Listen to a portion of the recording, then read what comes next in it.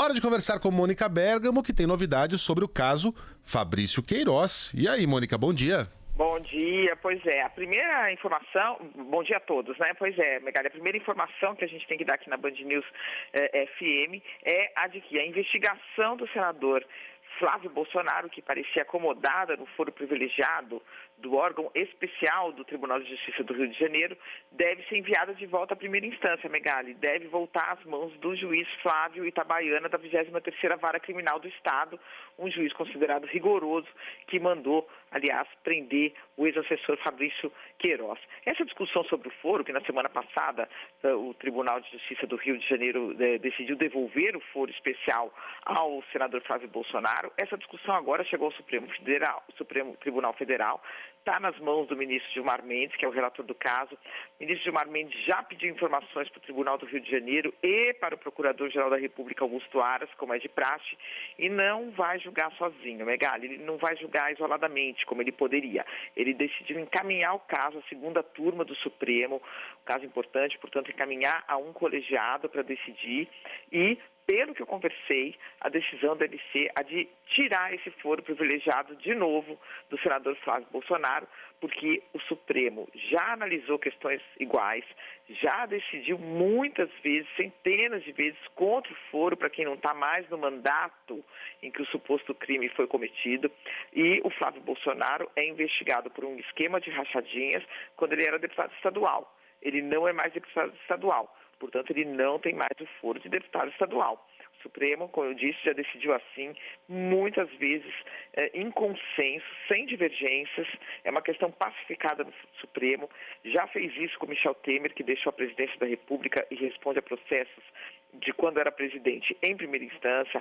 Já fez isso com José Serra, que responde em primeira instância a atos, a investigação sobre atos de quando ele era governador. Eu fiz isso com todo mundo. Então, há uma jurisprudência, há uma linha que deve ser seguida nesse e em qualquer outro caso futuro. Portanto, senador Flávio Bolsonaro, Megali, de volta à planície em breve, aguardando aí as cenas do próximo capítulo. Era uma decisão bizarra também, né, Mônica, do desembargador Paulo Rangel. E ele próprio, com essa decisão, se contradisse a ele mesmo. Porque ele escreveu um livro lá atrás, chamado Direito Processual Penal, em que escrevia o seguinte: a razão de ser do cancelamento da súmula é simples. Se o agente não mais ocupa o cargo para o qual foi estabelecida a competência por prerrogativa de função, não faz sentido que permaneça com o foro privilegiado. O desembargador escreveu isso.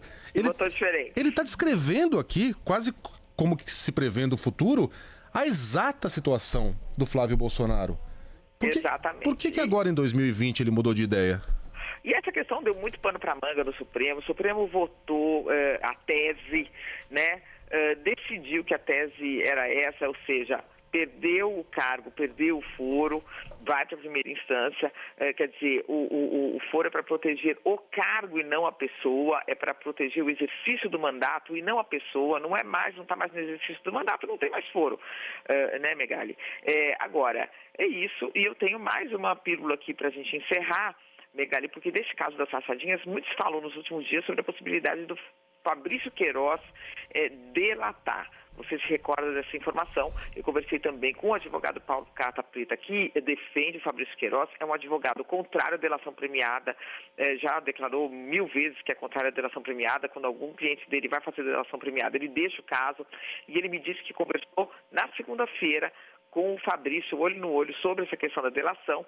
Segundo ele, o Fabrício respondeu o seguinte: doutor, não quero delatar, não tenho o que delatar.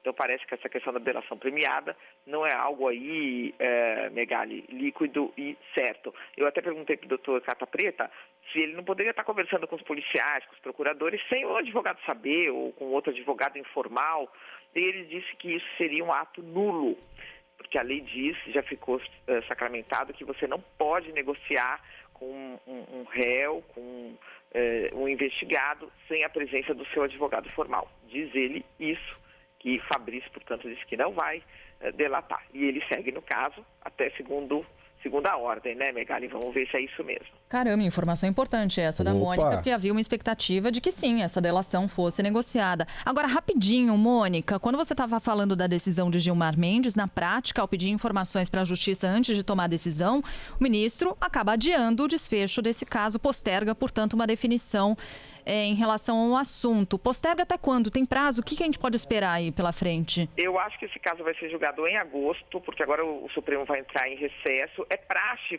perguntar, é praxe. Lembra do escândalo que deu do Celso de Mello perguntando sobre a apreensão do celular do presidente Bolsonaro, perguntando para a Procuradoria. Parecia que ele ia decidir nesse sentido. Não, é praxe. Então você tem que consultar as partes.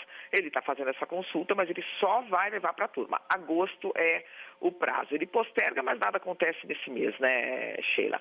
Sobre a delação ainda, eu queria só frisar que são as palavras do advogado falando aí em on. Vamos esperar para ver se é isso mesmo. Vamos esperar para ver se o Fabrício não muda de ideia lá na frente. Mas hoje, se Cata Preta segue formalmente no caso, é porque não tem a delação. Muito bem. Mônica, um beijo para você. Até amanhã. Até amanhã.